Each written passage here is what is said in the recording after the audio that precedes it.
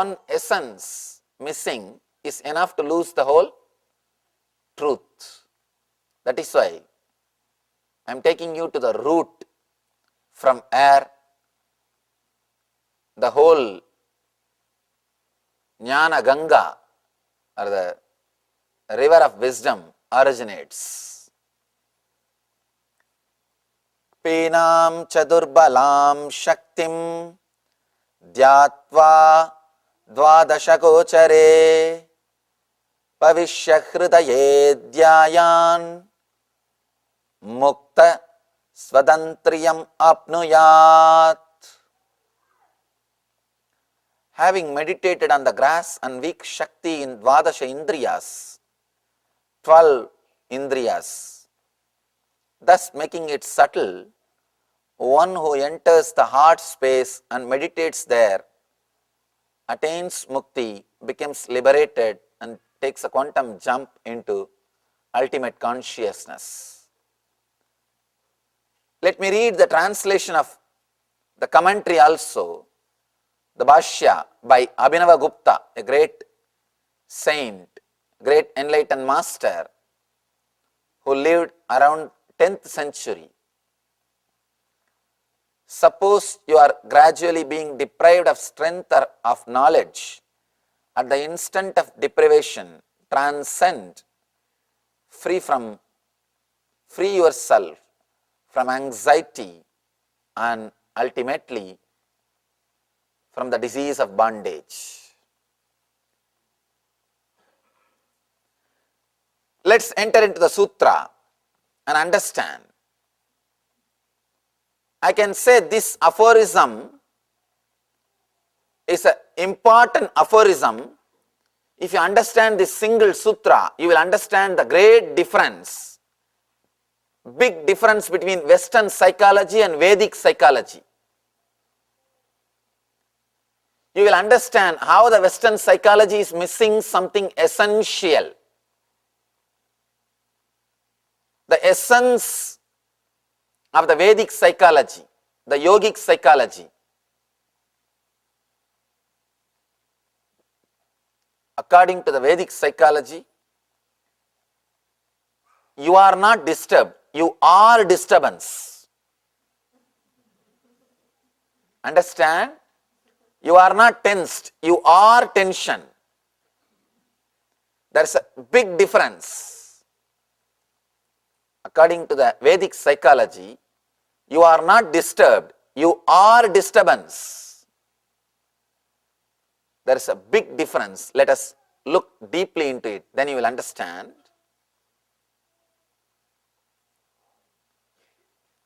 You are not in tension, you are tension. There is a very big difference between you are disturbed and you are a disturbance. In the field of psychology, they go on giving you the hope. You can be corrected little bit, this side, that side, and you can come back to normalcy. They have a standard idea of normalcy, and anybody who is above or below is again and again trained or sometimes tortured. Yes, you see, training means going to psychiatric doctors, torturing means in prisons. Both are two different methods to bring you back to normalcy. Understand the vision in a deeper way. If you are considered above or below the normalcy, you are either sent to psychiatric doctor or to prison, so that you can be brought to the level of so-called normalcy. Recently, the other day I was reading a journal, Scientific American Mind. There was a beautiful research, but too shocking. Scientists are now courageously coming out and saying, we cannot make man responsible for his actions. unless we teach him how to balance the chemical reactions which is happening, the hormonal reactions, hormonal imbalances which is happening in his system. It's very shocking revelation. Scientists are going a step further and saying our whole legal system around the world is designed based on one fact: man is responsible for his action. Now, when that fact itself is getting disproved, we need to do a big work on the whole legal system. It is like shaking the root of the legal system. But it is not said by a rishi or a mystic. If a rishi or a mystic or a religious person says, we will say, oh, forget about it. We will brush it aside. But a group of solid, authentic scientists who are doing research for many years, they are coming up and saying, we cannot make man responsible for his actions unless we teach him how to balance his emotions, or how to balance the hormonal changes, how to balance the chemical reactions happening in his being. What yoga is saying 5,000 years ago, the same thing the modern day scientists are saying. This sutra, this is the base, this sutra is the solution, an answer for this great problem, for this big problem. This sutra can bridge the gap between this Western psychology and Vedic psychology. According to Western psychology, they go on giving you the hope you can be brought back to normal, retaining you as you.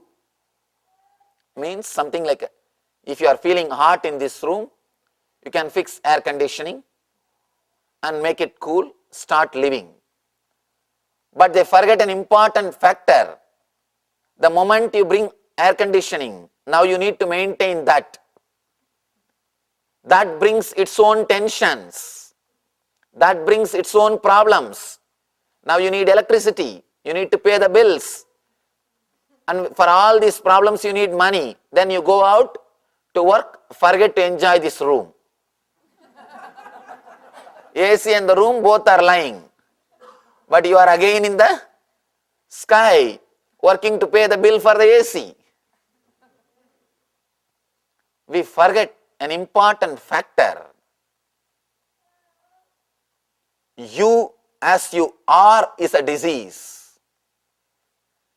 The concept of mind, according to the Western psychology, is a thing. According to the Vedic psychology, is a process. Mind is not a thing, it is a process. It is constantly happening. The word manas means a constant happening. Something is constantly happening. Please understand, these words of Shiva, you don't even have to practice. The very understanding can transform you. The very understanding. You don't have to practice. If you practice, the transformation will be totally different. That is secondary. That's a straight way to enlightenment. That's secondary. But the very understanding can do a lot to you. Even a simple understanding can do a lot to you. That's the reason. That's why we say in Sanskrit, the first step for enlightenment is Shravana, right listening. Right listening and understanding. Shravana, Then manana means contemplation or working with the truth internally, internalizing the truth, manana. Then nididhyasana, living it, expressing it in the life. So the first step is Shravana, the right intense listening. That's the reason I insist on sharp listening. This one idea, according to the Western understanding, psychology, mind is a thing. You all believe unconsciously, mind is a thing.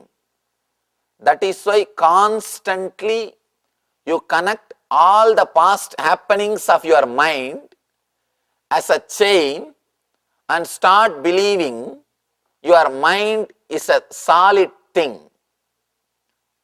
If I have to give an example, the low mood which you experienced 10 years ago, the low mood which you experienced 8 years ago, the low mood which you experienced 7 years ago, the low mood which you experienced yesterday are completely unconnected, independent incidents, different purpose, different reason, different situation. You would have experienced a low mood, but you connect all of them and say, my life itself is a depression. Understand? The low mood which you experienced